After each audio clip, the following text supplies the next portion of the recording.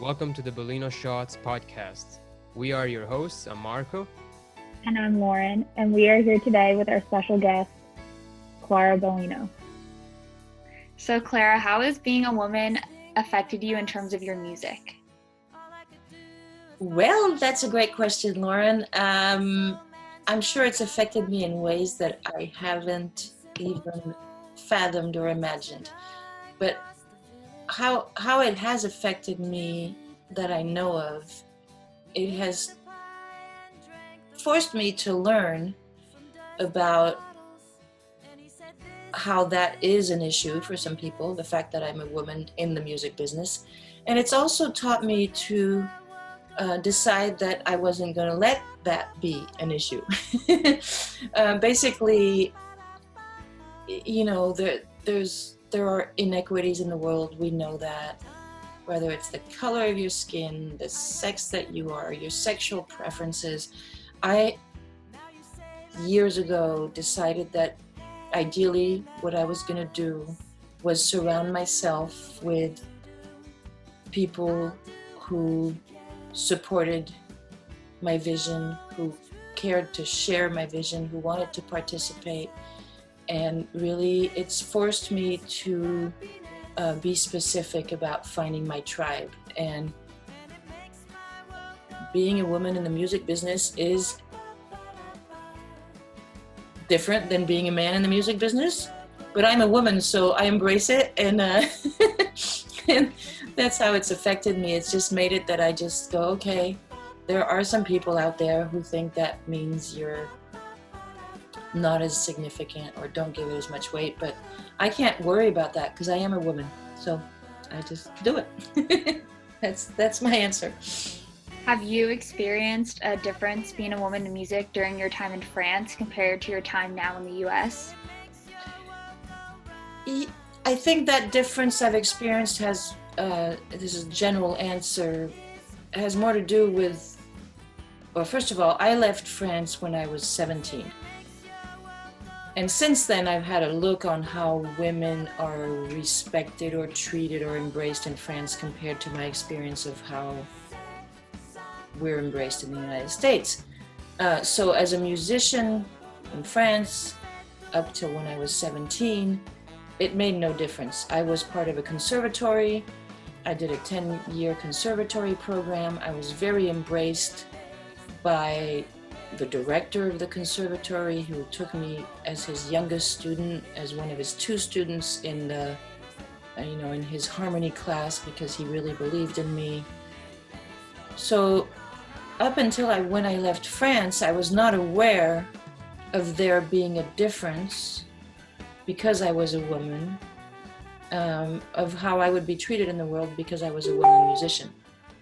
By the time I got to the United States and moved through years of experiencing the music business, its bias, its kind of boys club attitude, then I became aware of the differences of how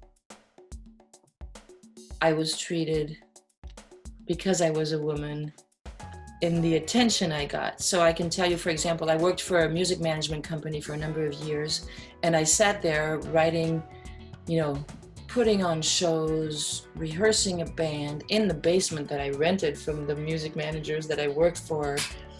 And I wrote my songs and I did shows and I did the promotion.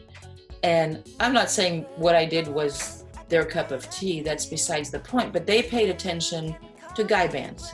And guy bands that, maybe had never performed, but let's get all the A&R people to come out to this young guy band. I'm not saying they should have loved my music. I'm just saying that I was really aware then that that's where their mind was at, because that's who they were supporting, was guys and guy bands. And as a woman, I was maybe their office manager, but I wasn't the talented person who I actually knew I was. I've gotten, I've learned since, but so yeah, it's been an interesting journey. I do think that there's a different look on women, regardless of the music business, in France and in the US. And those are general questions that are hard to tackle. I think France as a generalization, embraces the charm and the power of women above the way, I'm probably going to get some flack for this because there are very powerful women around the world, and there are people who embrace the power of women everywhere in the world. But that's my experience, is that in France you have a more respected place in how you're treated as a woman. That's a really big generalization. Do you possibly see the role of women in music becoming more equal to a man's role in the upcoming years? Yeah, I think it has been happening. I think, we can single out, radio stations that continue to play 80% men's music and the occasional woman. I don't have them on list right now, but I know that that's a fact. I think women have claimed and made themselves known. I mean, my gosh, even when we weren't hearing about them, I mean, women have been influential in music since the beginning of time. And, can you say, Rita Franklin, Etta James, Carole King, it's not like there's a lack of examples of women who are powerful creators in music. Now it's a matter of the people who are in position to expose women, and I mean by that radios or record companies or people who give opportunities to women for sync projects. Also just switching their brain to, we don't care, we're just going to look for the music. And so I think it's happening. I can't wait till I'm hopeful that we finally get to a point where we really don't care. We're just looking for the music.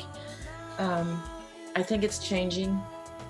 I think there are plenty of guys and women who are on the works to make that happen. And the good old boys network that is still hasn't put the switch in their brain, they're gonna fall by the wayside, because we're humans, whether we're men or women, and we're equally creative, So speaking of changes in music, what do you think the role of musicians could be during this time with the pandemic? I think musicians always have a role of bringing hope into people's lives. I know that with this pandemic, this time has been very challenging to everyone, including musicians. I think a lot of musicians and creative people, not just musicians, are at a point where they really have to, I'm going to focus on musicians. It's been really difficult for independent musicians to survive on their music. Whatever bastion of, some income that we as independent musicians had, meaning, performances, all of that is gone. So I think it's very challenging. However, I always try to embrace the hope, because the role of musicians in people's lives is super important, as well as artists. But since we're talking about musicians, the role is to bring hope, to elevate subjects, to connect people. And however it is that we do it, we have to continue doing it, not just because it's an obligation, but because I as a musician, for example, have no choice. It's like I have to sing my song to somebody. I have to bring what I have to share somehow to the people who will hear it. So I think it's important that we bind together and that we continue doing that. And it's also, since you're asking what is the role of musicians during this time, is to continue to educate people and cultures as to the importance of supporting musicians and the importance of music in people's lives. That's part of our role. I know that there are different, musicians are finding different ways to stay alive during this time. I personally am not teaching music a whole lot, because when I invest time in my music, I want it to be about I'm pretty strapped for time, like most creative people.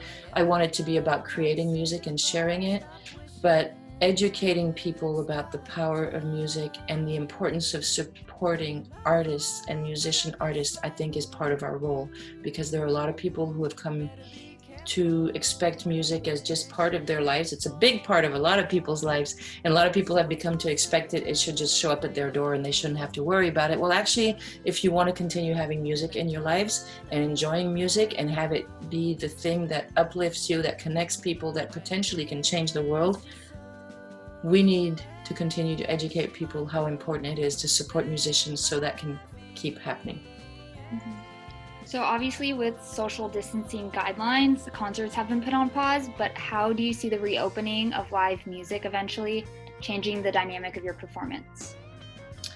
I'm not sure where that's going to go. I know there are people, friends of mine, artists, musicians who have been performing in Europe with some hesitation.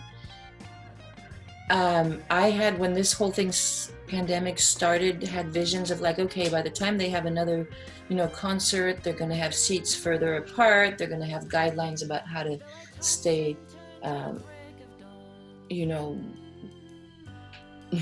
what's the word? I can't think of the word, but that, just kind of stay clean and be careful about your exchanges. Here's the thing, we really don't know.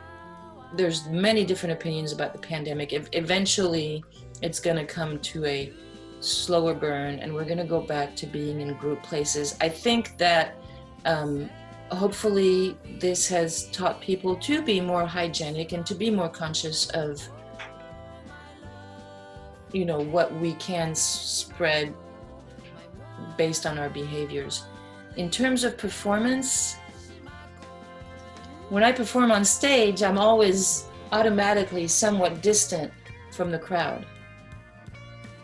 I imagine it being, if that's what it needs to be, it's pretty simple on stage to be, have a certain distance with each performer you perform with. In terms of what I imagine in a room, I mean, like the big festivals, that have been canceled throughout the year, and who knows if it's through next year. That I think is challenging because, crowds of 10, 30, 20, 30,000 just really commingling. I don't know how we're going to handle that. I think that some major artists are rising to the occasion in that they are, creating online events that are well attended because they have people in their support, and they are using, good for them, that platform to bring in funds to allocate to the people who need help through this. And it's not just artists, it's people around the world. So I think there is going to be a whole lot more of online, beautifully streamed online events. And the people who have the means to do that, not just the means, but the creativity and to do that well, so that the sound is good, so that the experience is enjoyable, right? Because people like to get together, and it may not be possible for a while without concern to bring a big crowd together, but we still can share music in a way that is enjoyable. Maybe we're going to move more towards, the Netflix format for music. I don't know. I don't have the answer, but I know music is going to keep happening, and I'm going to be part of it. Yeah. Okay, so one last question for you today. What are some of the inspiring actions that you have seen celebrities take to help us during this time? I guess I partly answered that before. Yeah. We talked about this before, but I've seen Bruce Springsteen and David Crosby and different people saying, hey, we have to do an event so we can raise funds. I think the initial response was understandably so from every artist going, oh my God, I don't have shows anymore. I can't go out anymore. I can't do what my life is part of. So, people have just jumped on and say, hey, I'll put out my tip jar. Please help support me. I think the the actions that have been taken by celebrities or artists that have made more sense are the ones that are a little more thought through and concerted. For example, there's an artist I really love. His name is Mobley. He's at Mobley on Twitter, and he has reworked one of his hits to include footage from his fans commenting on the situation. And so I that's one aspect, one way in which I've seen artists pivot. It's been a word that's been used. How do we all pivot, not just as artists, as people, as the human race? How do we pivot to continue to be able to make a living? So in terms of artists, he has turned to his, and I've had a number of friends, actually artists, who reach out to me and ask me, hey, will you dance in my video? Will you do this? And so I think this whole situation, everything that's going on, the George Floyd murder, the pandemic, have really made us think about how do we band together in a way that connects us and where we all help each other. So, long roundabout answer to your question, what are some of the inspiring actions you've seen celebrities take to help us during this time? Celebrities are just artists.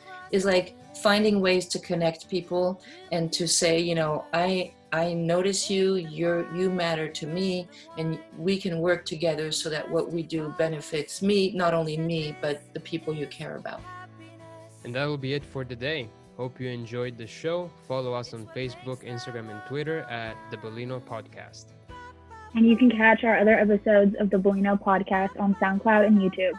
Thanks for listening, and talk to you soon.